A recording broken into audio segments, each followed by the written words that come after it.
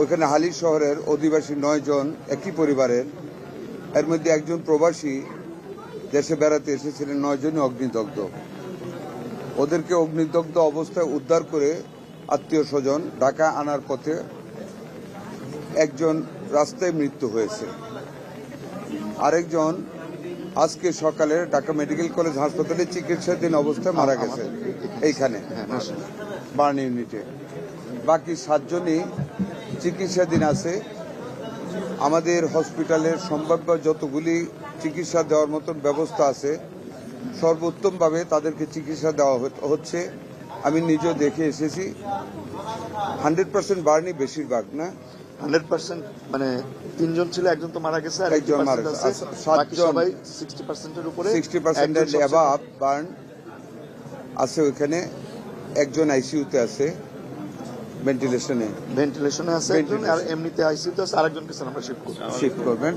7 জনই আমার এলাকার হ্যাঁ আমাদের ওনাদের এলাকার। যথাসাধ্য আমরা চেষ্টা করতেছি, আমাদের হসপিটাল কর্তৃপক্ষ চেষ্টা করতেছেন। আমাদের মাননীয় দুর্যোগ মন্ত্রী এখানে আছেন, আমাদের ওই এলাকার মাননীয় সংসদ সদস্য উপস্থিত আছেন। আমাদের অ্যাভেলেবল যত ফেসিলিটিস আছে, মেডিসিন আছে, সব হসপিটাল কর্তৃপক্ষ দিচ্ছেন।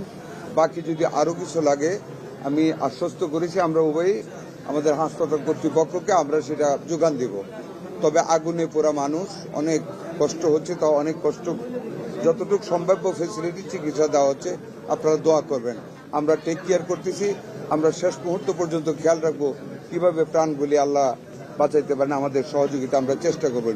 তো দেশে 3 ধরনের দুর্যোগ ঘটে, এটি মানব সৃষ্ট দুর্যোগ।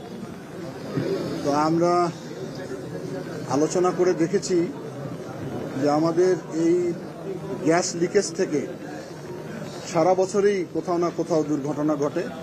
গতকালকে যেমন চট্টগ্রাম হালি শহরে ঘটেছে, এবং আজকে আমরা খবর পেয়েছি যে কুমিল্লার দাউদকান্দিতে একই ধরনের একটি ঘটনা ঘটেছে।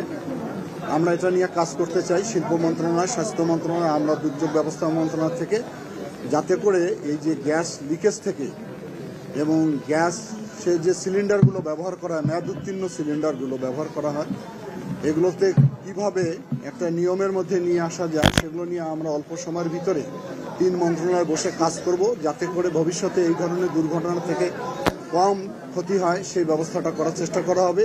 আর আমাদের মন্ত্রণালয় থেকে আমরাও বলেছি আমাদের যতটুকু সাপোর্ট দেওয়ার দরকার আমরা সেই সাপোর্টটা দিব। আর এটি খুবই মর্মান্তিক, শিশু বাচ্চা সহ মহিলারা আক্রান্ত হয়েছে। গ্যাস লাইনের যে সিলিন্ডার সিস্টেম, যেটা গ্যাসটা সাপ্লাই দেওয়া হয় কুকিংয়ের জন্য, এটা একটা। আরেকটা যেটা কনসিল লাইনে গ্যাস দেওয়া হয়, 2টা লাইনে যে লিকেজ হয়, এটা আমরা 3 মন্ত্রণালয় আমরা অতি সত্বর বসতেছি। এটাকে কিভাবে টোটাল কন্ট্রোলে আনা যায় বা লিকেজ থাকলে কিভাবে দূর করা যায়, আমরা আর বিলম্ব না করে মানব সম্পদ রক্ষার স্বার্থে আমরা এটা অতি সত্বর একটা ব্যবস্থা নেব। আপনারা আশা করি অতি সত্বর সেটা শুনবেন ইনশাল্লাহ।